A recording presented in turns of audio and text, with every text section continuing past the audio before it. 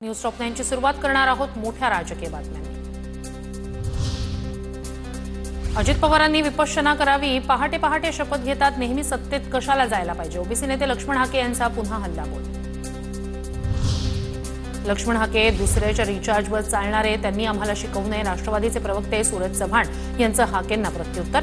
लक्ष्मण हाके यांनी लायकीत राहावं असाही दिला इशारा। तर चालत्या गाडीवर कोणी भुंकलं तर गाडीला फरक पडत नाही असं म्हणत प्रताप पाटील चिखलीकर यांची हाकेंवर टीका। विट्स हॉटेलचे 5 पार्टनर कोण हे शिरसाटांनी जाहीर करावं। अंबादास दानवेंचं मंत्री संजय शिरसाट यांना खुलं आव्हान। निविदा काढताना खूप मोठी अनागोंदी झाल्याचाही आरोप। संजय शिरसाट परवा बोलले होते की याचे 5 पार्टनर आहे, तुम्ही त्यांना खुलं आव्हान देतो, 5 पार्टनरचे नाव जाहीर करा, नाही तर कोण कोण पार्टनर आहे मी सांगतो। माझ्याकडे पेपर सगळे उपलब्ध आहेत।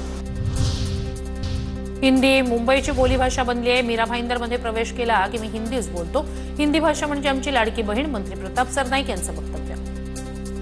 मीरा भाईंदर में एंट्री किया तो मेरे मग तुम्ही म्हणा की नाही मी मराठी कळत नसेल तर त्यांच्या भाषेत बोलावं लागतं।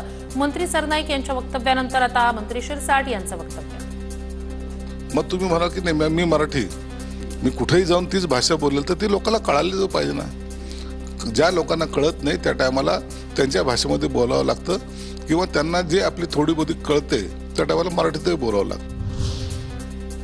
सरनाईक जे म्हणाले तीच त्यांच्या नेत्यांची मराठीबाबतची भूमिका आहे का? सरनाईकांच्या वक्तव्यानंतर संजय राऊतांचा सवाल।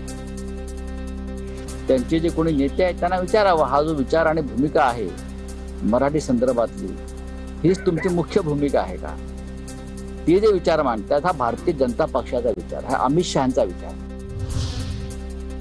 प्रताप सरनाईकांकडून मतांचं राजकारण सुरू। हिंदी मावशी नव्हे पुतना मावशी। मनसे नेते राजू पाटील यांचा सरनाईकांवर निशाणा। त्यांचं ते मताचं राजकारण करतायत, त्यांचं राजकारण त्यांना लखलं। हिंदी बोलतात की मराठी आई आणि हिंदी मावशी, ही मावशी नाही, हिंदी पुतना मावशी आहे। तर मुंबई आणि महाराष्ट्राची बोलीभाषा मराठीच। प्रताप सरनाईक यांनी मराठी भाषेचा इतिहास पाहावा।